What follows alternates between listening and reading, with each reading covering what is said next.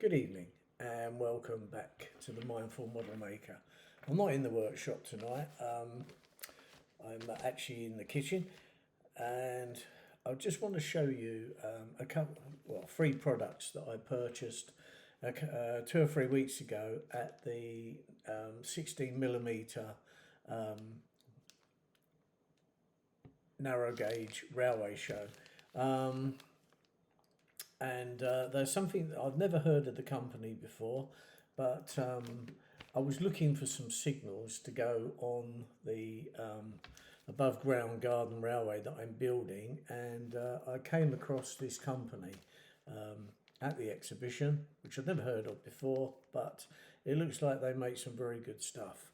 So they're called garden railway structures.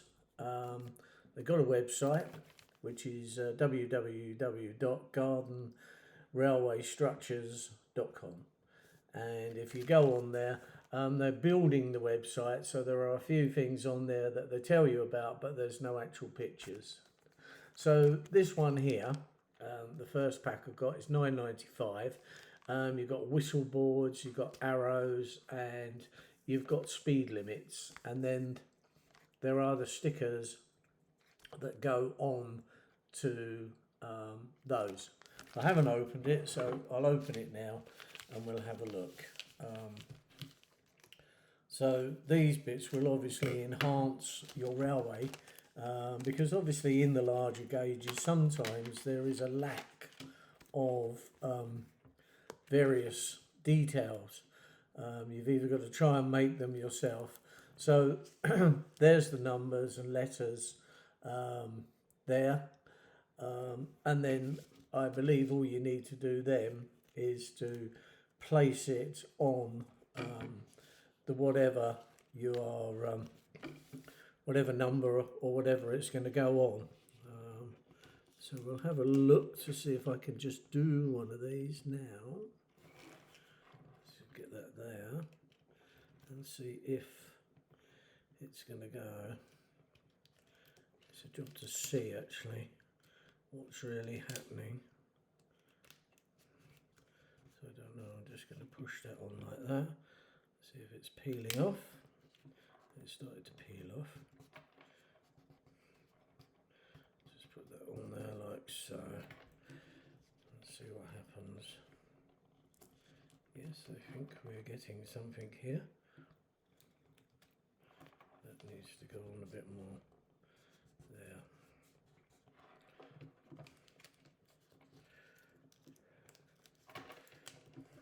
Okay. That just goes across that, and then I'll put the backing paper back on again to protect that. So there is the 25 mph speed limit. Okay, and then of course you can put an arrow on the post pointing to which way, if it's coming up to a junction, as to which way the 25 mph is. But anyway, so that's that. Now that one cost, as I said, $9.95. It's a good quality plastic, and yeah, it'll be just right for my gauge 1 railway. It's going to add, obviously you can shorten the posts to wherever you're going to have it, because I think they'll probably be a bit high like that, so but you can modify that to suit. So yep, something different. So Garden Railway Structures is the name of the company. So anyway, that's the first item I purchased. Right, the next one I purchased was this freelance lower quadrant distance signal kit, and that was $19.95. Okay, you might think it's a bit pricey, but we'll have a look at what you get and the quality of what you get, so then you can judge for yourself. So let's take this all out. We'll have a look. The instructions are very clear. On the back there is a good cutout of showing you all what you get in the kit, and then the instructions are like this. So I think they look pretty good. All right, that's showing as an ordinary standard stop signal, but the thing is, with a distant, the only thing different is the actual arm itself. So you get the wire to operate the signal, you get the ladder on there, you get the base, everything is kind of put on a piece of card and it's stuck on with those kind of like glue gun dots kind of thing. It's quite a nice, well, I would imagine that feels to me like a perspex. That's what that feels like. Anyway, that's that bit. If I can get the actual main bit off. I think you've got to do a little bit of thing here to actually get the glue off of the plastic. I mean, it obviously not melted into it because it's a hot melt glue by the looks of it. And what you just have to do is take a little bit of patience. I think it's best to do it with your thumb now to get that blobs off. But obviously it's kept it all on. But I'd say that's probably the hardest bit to do actually, is get that all off. But anyway, and then that will fit in there. So there's the ground bit, there's this. It's quite big. Again, I suppose you could cut if you think it's a bit too long. I'm not sure. But you've got all the various bits to go on. I'm going to open this little bag here because this has got loads of bits. But the instructions are very good, showing you every single piece that you need to know about putting the signal together. You've got things like ladder supports. Every little bit is named, and you can see exactly how it goes. So there we are.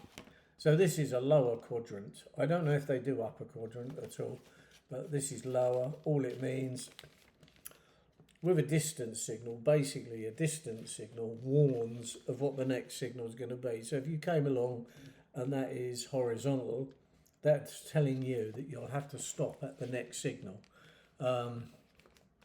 If it's down, which is the off position, as it's lower quadrant, the next signal will be clear. That's the idea. It's an advance warning as to what you're coming up to. So obviously the colour light signals, you will get like one yellow, which acts like a distant, and your next signal will be red. If it's a 4 aspect, then if you get 2 yellows, the next signal will be 1, and the one after that will be red. And if you get a green, then obviously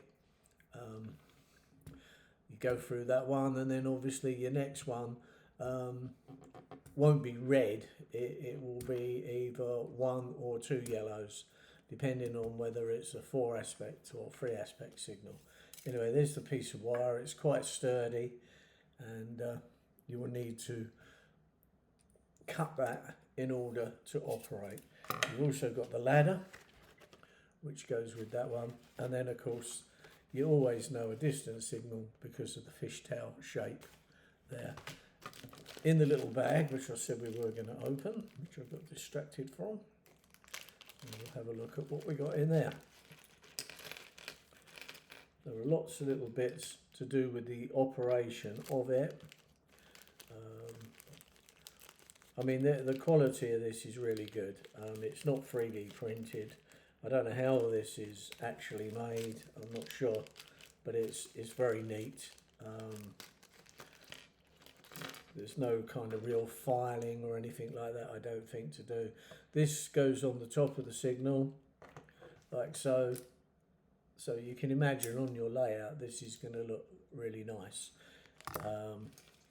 Then on the actual signal arm, because the main part of this company, I think, does the printing of the kind of stickers. That's, I think, the main part of the company. So that will obviously go onto the arm one side, and the white will go the opposite side. So the white is what you see when you're going in the opposite direction Let's have a look what we've got there. And then we've got these colour bits here, which I think go in behind, like the lens of the signal, like so. So you've got these metal bits here. I'm not sure quite. That must obviously be a part of the signal arm, so that sticks in there. So it's very robust. You've got this bit that goes around obviously the top, so whoever's getting up, because obviously these old signals, they had like paraffin lamps operating them. I think modern day ones they had electric, but on the old days they would have to climb up the ladder and fill up the lamp. So they would go round and do that. That was a job for somebody going round, topping up the lamps of the signals. So you've got all these different brackets. There's the lamp that would obviously be behind to illuminate the actual signal lens. So that goes on there. So you've got everything you need. You've got the ladder there, of course, and you've got this little platform, which is the one right up at the top where the person would climb up in order to put into the lamp, because I don't know if they were lit all day long in the steam days or the time, or whether they didn't have a light during the day and they only had lit them later on. I'm not quite sure about that, but that's not that relevant at the moment. But if you want to, I'm sure there's books telling you the history of signalling, which will give you all that detail. So there's all these little bits. This is the arm, obviously, which operates the actual signal going up and down. And it looks a really good kit. I can't wait to really get one of these built and get it onto the layout so that we can see exactly how things are going to be. But it is a pretty good stuff, very well made. Price, perhaps a little bit, but it's the quality, I think. Especially with signals in this gauge, I don't think there's that many companies that I haven't seen any that are doing things for your garden railway. A lot of people perhaps just make the signals themselves. I think that's what tends to happen if there's not much on the market. But I do like the finial on the top of the signal. It's going to look really good. So yeah, there we are. I should think it's all very paintable. All looks very nice. So you're going to have some posh signals on the railway. I'll put this in there. Then I've just got one other one to show you, which I purchased at the time. I looked at them and I kept walking around and I kept thinking, oh, I think I've got to have that on the railway, because obviously you need signals. I think it just makes it look really good. So that one goes there, that one goes there. That's the instructions, very well produced instructions. So yeah, I think the quality is definitely there. Now the next one I bought is a little bit more expensive. That's $29.95. Now this one, I will show you from the picture, is like that. So it's a junction. Okay, so when you're coming up to that signal, you've got a choice of two places to go. Normally the highest signal will denote the main line and the secondary signal will be off to, say, a branch line or whatever.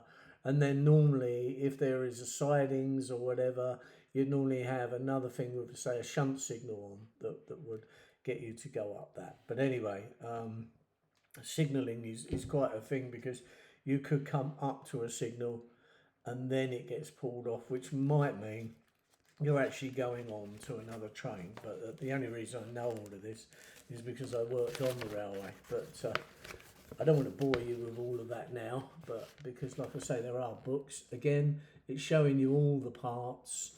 They're all numbered. And I've seen one of these made at the exhibition, and yeah, it looks really nice. And you know, that's going to add I've got a part of my main line where you've got the main route through, and then you've got the secondary signal to take it round a loop. So I could use the main one for going straight up and the other one for going round the loop. So yes, that's those two signal kits that I purchased. Again, inside is exactly the same, you just get a bit more. You obviously get the 2 bits for the signal. It's got actually the red and green now for this. I'll pull this out so that you can see actually. I can just show you how good it's going to look. Right, so we've taken that out of the packet. Open this. So you can see this is all, yeah, it's like a perspex, but it's beautifully made. There's no rough edges on this or nothing, you know. I mean, that is real quality, I think. So let's have a look at one of these. If I get these out, if I can. Everything comes in little plastic bags these days. When you make a model, you end up with hundreds of little plastic bags, but they are quite good to keep, because if you do get bits that are, say, optional, I keep all them because you can use them perhaps later on in other models or whatever. So let's have a look. So you've got the red aspects and the green aspects. So this is how it goes. I'm going to try and get one of these signals off of this card. On the back you've got the big plate that goes on the ground, because obviously you've got a bit more going on, so it counteracts the weight of that. Right, so you've got the signal there. The red aspect obviously go in that one, and the green aspect, which is obviously smaller. And the reason for that is because obviously you need the red is more important to show up than the green in a sense. So where are we going now? And the green goes in that one there. Job to do this back to front, upside down. That's it. So the green will go in there. So as it moves, it will go over the lens, because that's all that happens. The light is on behind. You have the red in one and the green in the other, and then as it moves across the light shining through it, it will shine up that lens. So that's how the signal works. A bit more leverage on this one, obviously. Still got the same finial to go on the top. Yeah, a few more bits and pieces, because obviously the platform is bigger on the top, because you need to get out to go and put the lamp. So obviously you've got 2 lamps for that one, because obviously one for each signal.